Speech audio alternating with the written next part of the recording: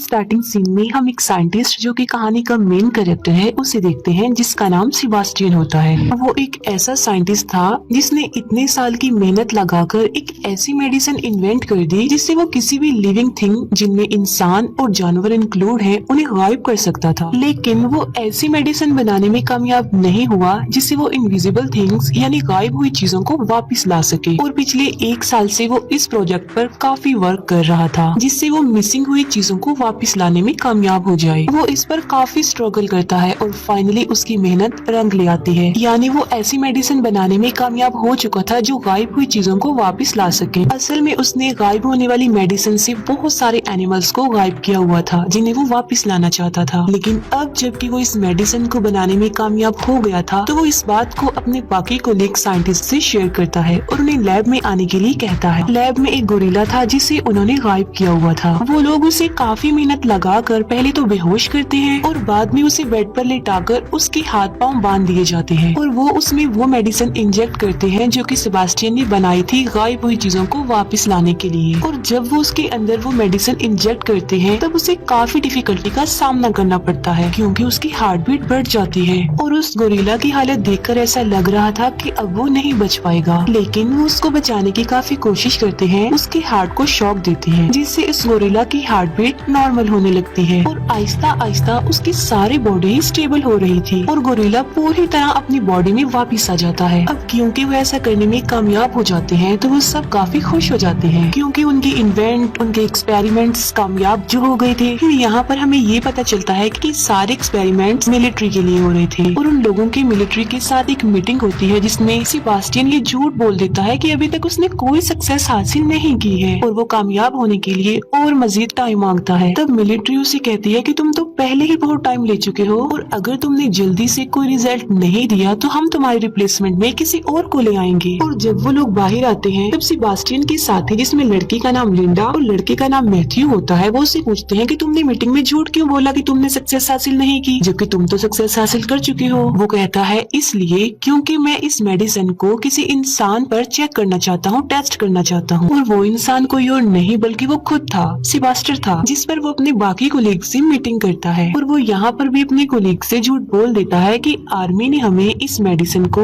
इंसानों पर टेस्ट करने की परमिशन दे दी है, जबकि ऐसा कुछ नहीं था और मैं इसे अपने ही बॉडी पर टेस्ट करना चाहता हूँ। और लिंडा और मैथ्यू भी उसका इस बात पर साथ देते हैं, हालांकि ये झूठ होता है, ऐसा कुछ नहीं होता। सेबास्टियन अपनी बॉडी में गायब होने वाली मेडिसिन इंजेक्ट करवाता है जिसकी वजह से उसे काफी पेन होती है और आखिरकार वो गायब हो जाता है। लेकिन वो साथ साथ बेहोश भी हो जाता है और उसे वापस होश में आते आते तकरीबन 17 घंटे लग जाते हैं। और जब वो होश में आता है तब वो लाइट को बेयर नहीं कर पा रहा था और वो लाइट ऑफ करने के लिए कहता है। तब सारी लाइट्स ऑफ करवा दी जाती हैं। सेबास्टियन अब कम्प्लीटली गायब हो चुका था और उसकी बॉडी का टेस्ट किया जाता है, यानी उसकी बॉडी का चेकअप होता है जिसमें पता चलता है कि उसकी बॉडी बिल्कुल नॉर्मल है। आसपास जितनी भी गर्ल्स होती हैं वो खुद को सेफ महसूस नहीं कर रही थी बल्कि वो अनकंफर्टेबल फील कर रही थी क्योंकि उन्हें अपने आसपास सेबास्टियन की प्रेजेंस का एहसास हो रहा था। 3 दिन गुजर चुके थे और अब सेबास्टियन को विजिबल करने यानी वापस उसे उसकी बॉडी में लाने का टाइम हो चुका था और वो उसमें वो मेडिसिन इंजेक्ट करते हैं जिससे वापस लाया जा सकता हो। तब फिर से सेबास्टियन को पेन होती है और मुसीबत की बात ये होती है कि वो विजिबल भी नहीं हो पाता और उसकी हालत काफी नाजुक हो जाती है। वो अपनी मौत के बहुत करीब होता है।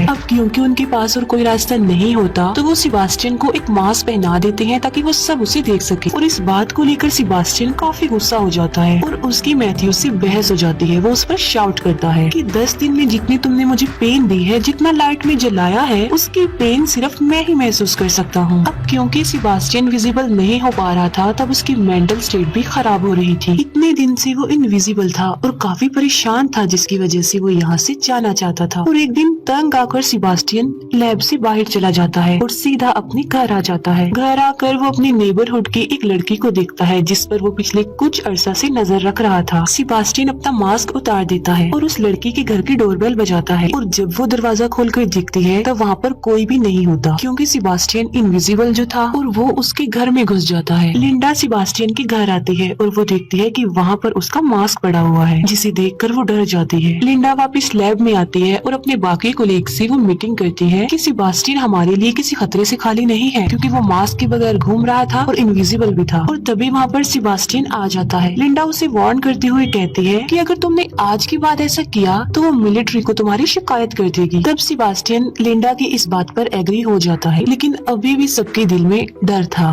क्योंकि सेबास्टियन दिमागी तौर पर काफी अजीब था। और वो ये डिसाइड करते हैं कि वो हर वक्त सेबास्टियन पर नजर रखेंगे। हालांकि सेबास्टियन इनविजिबल होता है, लेकिन उस लैब में एक ऐसा कैमरा था जो उसे इनविजिबल होने के बावजूद भी देख सकता था। और इस बात का सेबास्टियन को भी पता था कि उस पर नजर रखी जा रही है, जिसकी वजह से अब वो इस लैब से बाहर नहीं जा सकता। और इसीलिए वो कैमरा की सेटिंग को खराब करके पिछली कोई रिकॉर्डिंग प्ले कर देता है, जिससे सबको ये लगे कि वो अभी भी लैब में है। और ऐसा करके वो लैब से बाहर चला जाता है और वो सीधा लिंडा के घर जाता है। और वहाँ जाके उसे पता चलता है कि लिंडा और मैथ्यू रिलेशनशिप में है, जिस पर उसे काफी गुस्सा आता है, क्योंकि वो लिंडा को लाइक करता था। और गुस्से में आकर वो उसके घर की विंडो का ग्लास तोड़ देता है। और लिंडा जब बाहर देखती है तब वहाँ पर कोई नहीं होता। तब उसे डाउट होता है कि कहीं ये सेबास्टियन तो नहीं है। और ये बात कंफर्म करने के लिए वो लैब में कॉल करती है। और लैब में जो आदमी होता है वो लिंडा को बताता है कि सेबास्टियन यहीं पर है, क्योंकि अभी भी वहाँ पर वो पुरानी वीडियो फुटेज चल रही थी जब सेबास्टियन बेड पर लेटा हुआ था, जिसकी वजह से वो समझता है कि सेबास्टियन वहीं पर है, लेकिन वो वहाँ पर नहीं होता। सेबास्टियन जब लैब में वापस आता है तब उसे काफी गुस्सा आया होता है और वहाँ पर वो एक डॉग को मार डालता है। नेक्स्ट डे जब एनिमल डॉक्टर जानवरों को खाना देने आती है तब वो देखती है कि वो डॉग मरा हुआ है। और वो इस बारे में सेबास्टियन से पूछती है कि कहीं ये तुमने तो नहीं किया, जिस पर सेबास्टियन उसे कहता है कि मैं इस बारे में कुछ नहीं जानता। तब कंफर्म करने के लिए वो सारे वीडियो फुटेजेस चेक करती है, लेकिन उसे कुछ भी पता नहीं चल पाता। रात को फिर से सेबास्टियन लिंडा के घर पर जाता है और वहाँ पर लिंडा को सेबास्टियन की प्रेजेंस का एहसास होता है और उसे शक होता है कि वहाँ पर जरूर कोई ना कोई है। और इस बार वो खुद लैब जाकर चेक करती है। तब उसे पता चल जाता है कि सेबास्टियन ने उन्हें पागल बनाने की कोशिश की है, क्योंकि वहाँ पर सेबास्टियन होता ही नहीं है। तब वो डिसाइड करती है कि ये बात वो अपने सीनियर डॉक्टर को बता देगी। तब लिंडा और मैथ्यू उस सीनियर डॉक्टर के पास जाते हैं और उन्हें सब कुछ बता देते हैं। ये बात सुनकर उस डॉक्टर को काफी गुस्सा आता है और वो लिंडा और मैथ्यू को इस प्रोजेक्ट से हटा देते हैं। उन दोनों के जाते ही वो सीनियर डॉक्टर इस बात को अपने बाकी साथियों को भी बताने लगे थे, लेकिन वो फोन डेड हो गया था। और तभी वहाँ पर सेबास्टियन पहुँच जाता है और सीनियर डॉक्टर को पानी में डुबोकर मार डालता है। नेक्स्ट मॉर्निंग सेबास्टियन वापस लैब में आ जाता है। लिंडा और मैथ्यू उस सीनियर डॉक्टर की कॉल का वेट कर रही थी, क्योंकि आज उनकी मीटिंग थी। अब क्योंकि वो सीनियर डॉक्टर मर चुका था तो उसकी कोई भी कॉल नहीं आती। तब चेक करने के लिए लिंडा उस डॉक्टर के घर पर कॉल करती है। तब उसे पता चलता है कि डॉक्टर की पानी में डूबने की वजह से डेथ हो गई है। तब लिंडा डिसाइड करती है कि वो इस प्रोजेक्ट के बारे में सबको बता देगी, क्योंकि सेबास्टियन की रियलिटी यानी कि वो इनविजिबल है, ये सिर्फ वही लोग जानते थे जो लैब में थे। बाकी और किसी को भी इस बारे में कुछ नहीं पता था।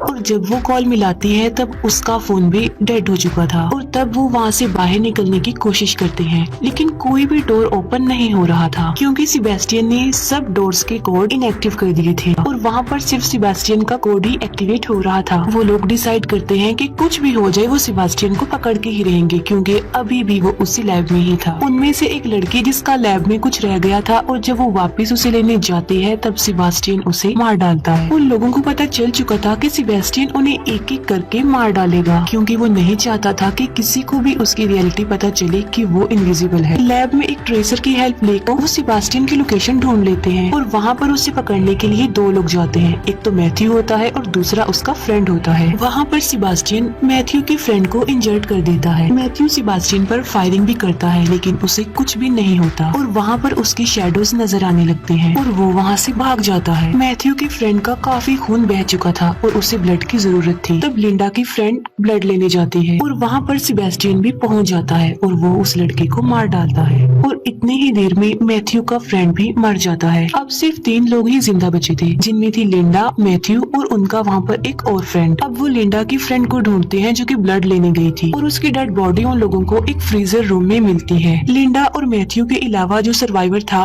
सेबास्टियन उसे भी मार डालता है और वो उसे लोहे की रॉड से मारता है। और जब मैथ्यू अपने फ्रेंड को बचाने की कोशिश करता है तब सेबास्टियन उसे भी इंजर्ड कर देता है। वो लिंडा और मैथ्यू को उस फ्रीजर रूम में बंद करके फ्रीजर ऑन कर देता है और उन लोगों को वहीं पर छोड़ देता है और वहाँ से चला जाता है। वो उन दोनों को कोल्डनेस की वजह से मारना चाहता था और फ्रीजर का टेम्परेचर आहिस्ता आहिस्ता डाउन होता जा रहा था, लेकिन लिंडा फिर भी हिम्मत करके दरवाजा तोड़ने की कोशिश करती है, लेकिन वो ऐसा नहीं कर पाती। मैथ्यू जो कि काफी इंजर्ड था और इसी वजह से वो बेहोश होता है। फिर हम सेबास्टियन को देखते हैं जो कि अच्छे से रेडी हो जाता है और एक केमिकल को यूज करके एक बॉम्ब बनाता है और बाद में उसका टाइमर सेट करके वहाँ से चला जाता है। दूसरी तरफ लिंडा भी मैग्नेटिक पावर का यूज करके दरवाजे को खोलने की कोशिश कर रही थी और इस बार वो कामयाब भी हो जाती है और डोर ओपन हो जाता है। डोर ओपन होने के बाद वो मैथ्यू को वहाँ से निकालने लगती है और उसके पास आग जला देती है क्योंकि उसकी बॉडी काफी ज्यादा ठंडी हो गई थी। और अब लिंडा उस जगह पर जाती है जहाँ पर सेबास्टियन होता है। सेबास्टियन जो कि लिफ्ट में था और लिफ्ट का दरवाजा बंद होने ही वाला होता है कि तभी वहाँ पर लिंडा आ जाती है। लिंडा के हाथ में एक सिलेंडर होता है जिसे वो जलाकर सेबास्टियन को जला देती है। सेबास्टियन जो कि सारा जल चुका था तो आहिस्ता आहिस्ता उसकी बॉडी भी जलती जा रही थी। अब क्योंकि सेबास्टियन इंजर्ड भी था और काफी गुस्से में भी था तो वो लिंडा से अपना रिवेंज लेना चाहता था, उसे किसी भी सूरत में मारना चाहता था। फिर लिंडा आग बुझाने वाली पाइपलाइन को ऑन कर देती है जिससे वहाँ पर पानी गिरने लगता है। अब सेबास्टियन हल्का हल्का नजर आने लगा था और वो लिंडा को काफी बुरे तरीके से मारने लगता है और उसकी गर्दन पर पाँव रख कर उसका गला दबाने की कोशिश करता है। लिंडा ऑलमोस्ट मरने ही वाली होती है कि तभी वहाँ पर मैथ्यू आ जाता है जिसके हाथ में लोहे का एक रॉड होता है और वो उस लोहे की रॉड से सेबास्टियन के सर पर स्टैब करता है जिससे सेबास्टियन वहीं पर ही गिर जाता है। फिर मैथ्यू लिंडा को उठाता है और वो दोनों वहाँ से जाने लगते हैं। सेबास्टियन जो कि अभी तक मरा नहीं था बल्कि जिंदा था और वो उसी रॉड को उठा लेता है और वो उस रॉड से मैथ्यू को मारने ही वाला होता है कि मैथ्यू को पता चल जाता है। तब मैथ्यू सेबास्टियन को धक्का दे देता है और वो रॉड इलेक्ट्रिक वायर से टकरा जाता है और करंट सेबास्टियन की पूरी बॉडी में फैल जाता है जिसकी वजह से सेबास्टियन वहीं पर गिरकर बेहोश हो जाता है। फिर लिंडा और मैथ्यू उस जगह पर जाते हैं जहाँ पर सेबास्टियन ने वो बॉम्ब सेटअप किया हुआ था।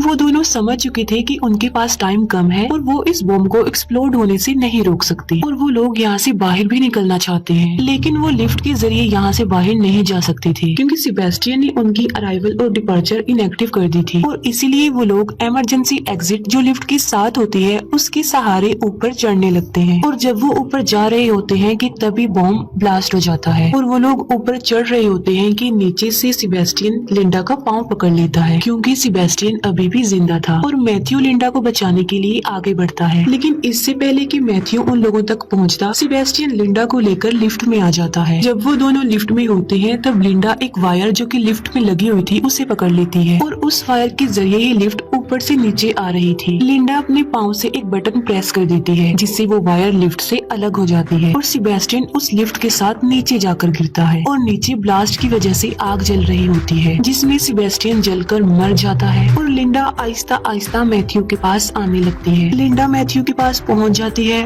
और वो दोनों बच जाते हैं और खुश होते हैं और इसके साथ ही ये मूवी यहीं पर एंड हो जाती है।